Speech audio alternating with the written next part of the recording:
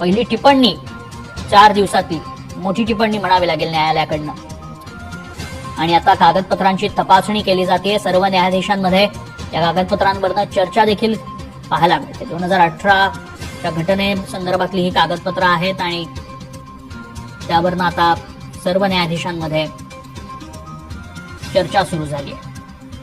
त्यामुळे आजचा दिवस महत्वाचा असणार आहे. शिवसेना नेता ही संज्ञा नेमकी कोणासाठी आहे असा सरन्यायाधीशांनी सवाल विचारला. त्यावर शिवसेना नेता म्हणजे पक्षातील पद, विधिमंडळ पक्ष नेता नाही असं सांगण्यात आलंय.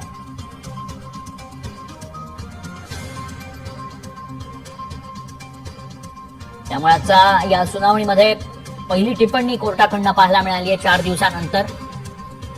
आतापर्यंत युक्तिवादाला सवाल करण्यात येत होते, मात्र पहिली टिप्पणी कोर्टाकडनं आलेली आहे.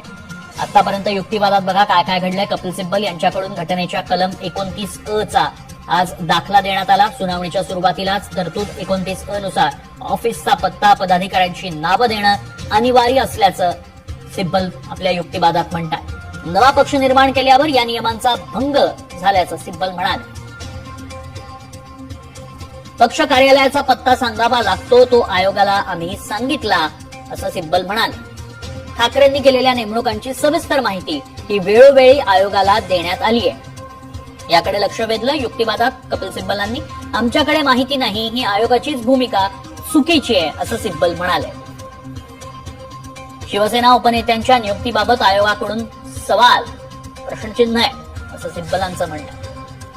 आयोगानं त्याबाबतची कागदपत्रही तपासली नाहीत असं सिब्बल म्हणतात.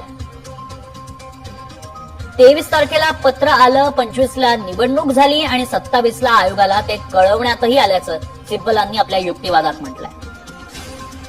आणि आणखी एक महत्वाची आणि मोठी बातमी, या 13 वर्ष आयोगाला पक्षाची घटना सापडली नाही असा सवाल सिब्बलांनी विचारलाय. आयोगाच्या नोंदीत घटना नाही हा दावाच संशयास्पद असल्याचं सिब्बल म्हणतात.